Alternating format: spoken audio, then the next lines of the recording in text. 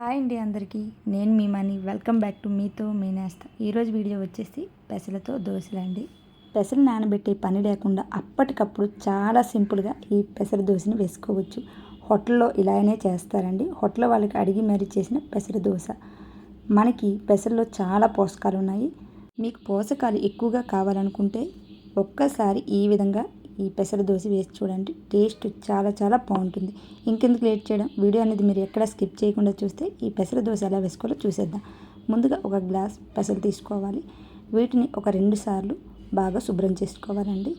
మనం నానబెట్టడం లేదు కాబట్టి ఒక 2 సార్లు వాష్ చేసుకోవాలి. బాగా కడుక్కున్నాక వీటిని మనం గ్రైండర్లో కానీ మిక్సీలో కానీ వేసుకోవాలండి. ఇదిగోండి నేను ఈ విధంగా శుభ్రం చేసుకున్నాను. వీటిని మనం ఒక మిక్సీ జార్లో వేసుకుందాం.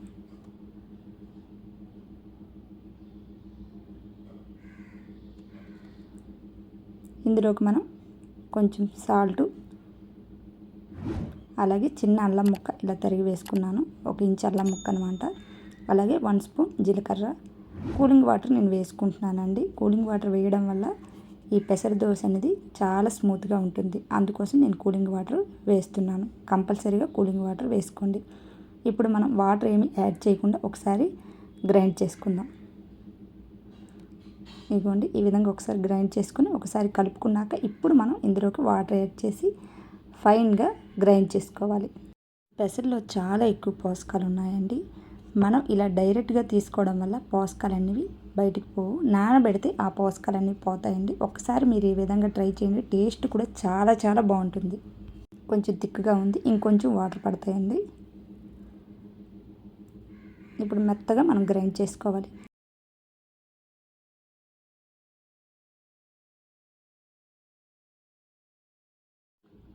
మెత్తగా గ్రైండ్ అయిపోయిందండి. దీన్ని మనం ఒక డిష్లోకి తీసుకుందాం.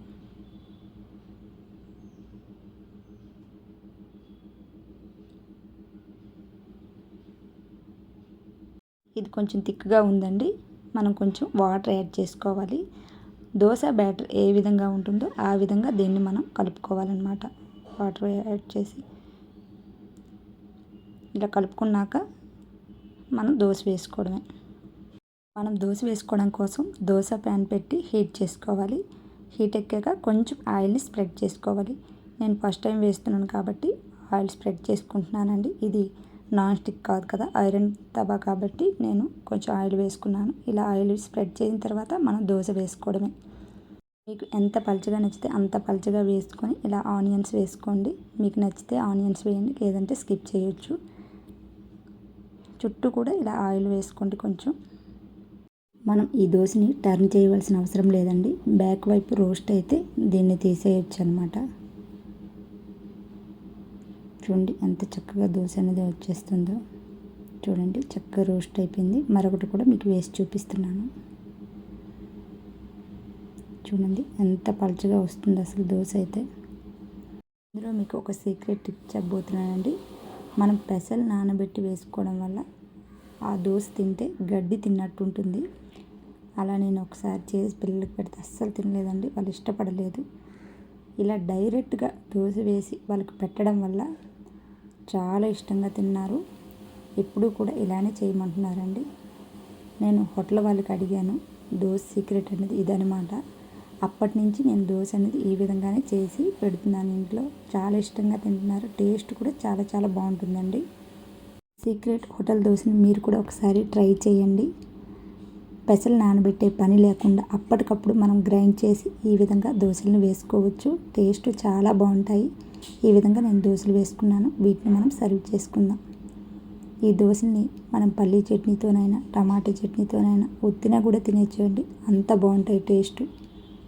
మీరు కూడా ఒకసారి ట్రై చేసి మీకు ఎలా వచ్చాయో కామెంట్స్లో తెలియజేయండి. ఈ వీడియో మీకు నచ్చితే లైక్ చేయండి. మీ ఫ్రెండ్స్కి ఫ్యామిలీ మెంబర్స్కి షేర్ చేయండి.